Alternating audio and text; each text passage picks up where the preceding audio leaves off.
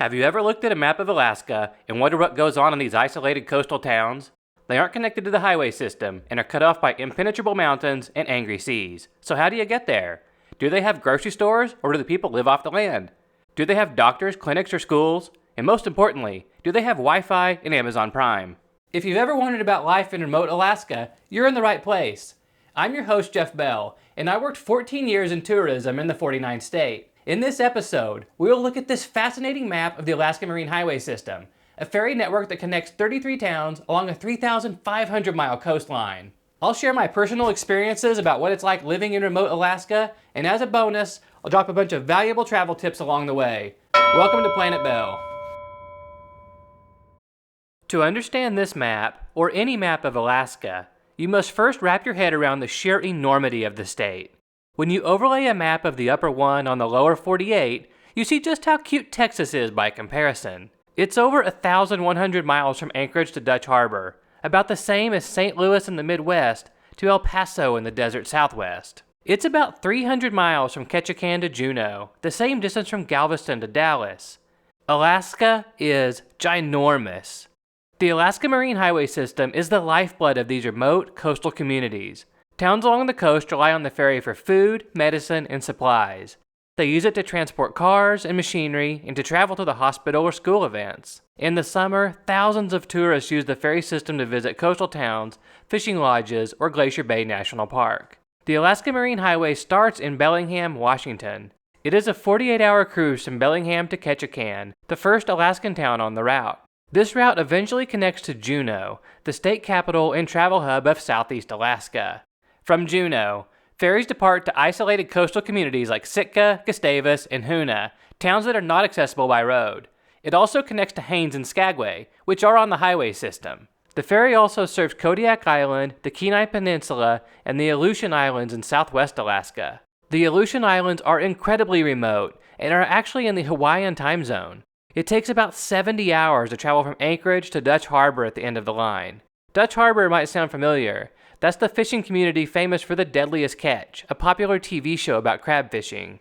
These places might be remote, but they play an outsized role in America's economy, food supply, and defense. Fishermen haul over 100 million salmon from the icy Alaskan waters each year, and Ketchikan has been dubbed the salmon canning capital of the world.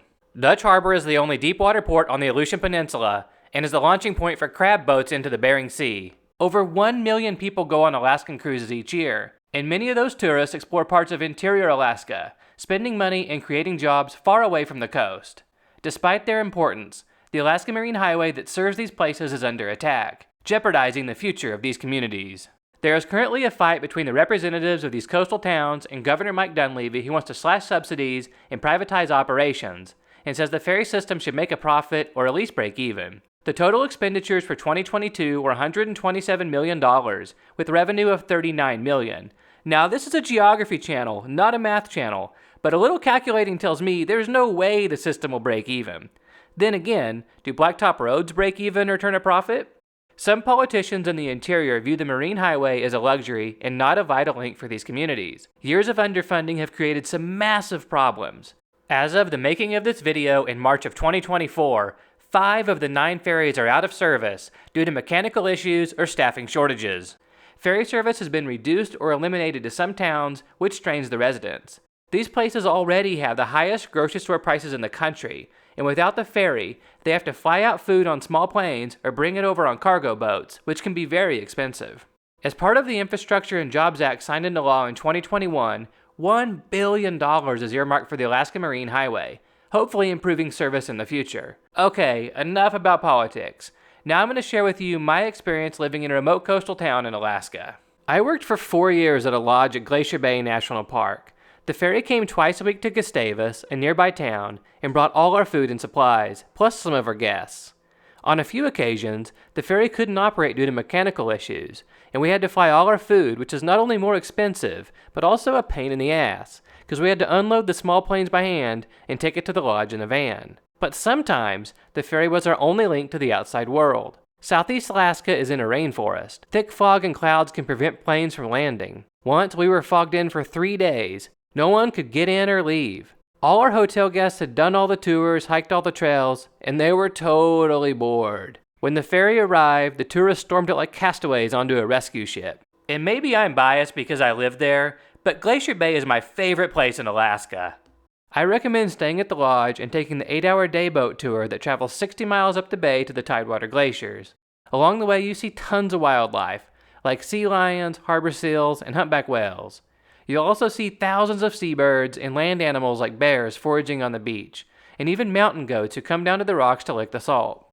Gustavus, the gateway town of Glacier Bay National Park, is a quirky artist community of about 600 people and worth a visit on its own. It's in a stunning location, with a river running through the middle of town and a sandy beach with views of snow-capped mountains.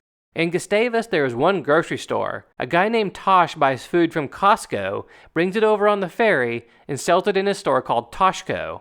There's a clinic in town with a nurse who can see you for general illnesses, but if you injure yourself in a softball game and need x-rays, you need to fly on a plane to Juneau. I learned that one the hard way.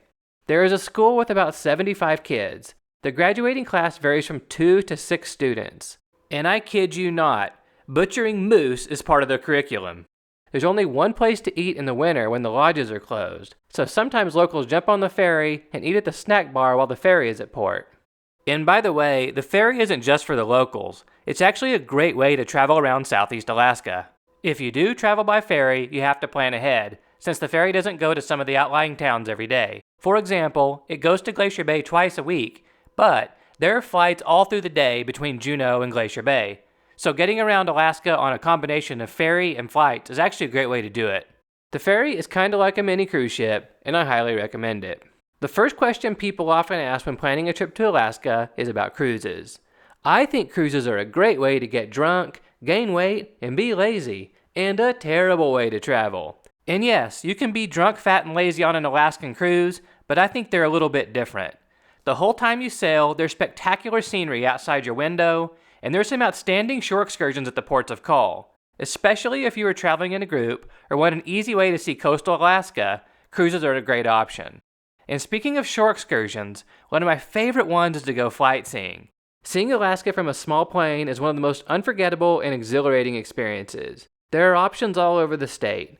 You can fly around Denali, the highest mountain in North America, or soar over the glaciers, fjords, and ice fields in Southeast Alaska. Some flights even land on glaciers, allowing you to walk around on the ice. Another question people often ask me is, when should I visit Alaska? The Alaska tourist season is from May through September. If you're going to the southeast and visiting places like Glacier Bay, Juneau, Sitka, or Skagway, I'd recommend going in May or early June. The whales have returned from their winter migration, the weather is usually drier, and there aren't many tourists yet. However, if you want to visit Denali National Park, I recommend going in the fall, which comes early in Alaska. During the last week of August and the first week of September, fall colors peak in Denali. It is one of the greatest spectacles on Earth. The tundra is ablaze with fiery reds, oranges, and yellows, and the aspens turn a glimmering gold. It is finally dark again, and you can see the otherworldly northern lights. Autumn in Denali is pretty much my favorite thing in the world. Lastly, check out Native Alaskan sites like Totem Bight State Park in Ketchikan, the Tribal House in Glacier Bay, or the Alaska Native American Center in Anchorage. The Native Alaskans have a rich, vibrant culture, and learning about their customs and ways of life will enhance your experience. Natives constitute 15% of Alaska's population, but Arizona has the largest Native American reservation in the country. In our next episode, we will travel south to the desert and look at this fascinating map of Arizona, a state where 27% of the land is owned by First American tribes, and learn about these nations within a nation.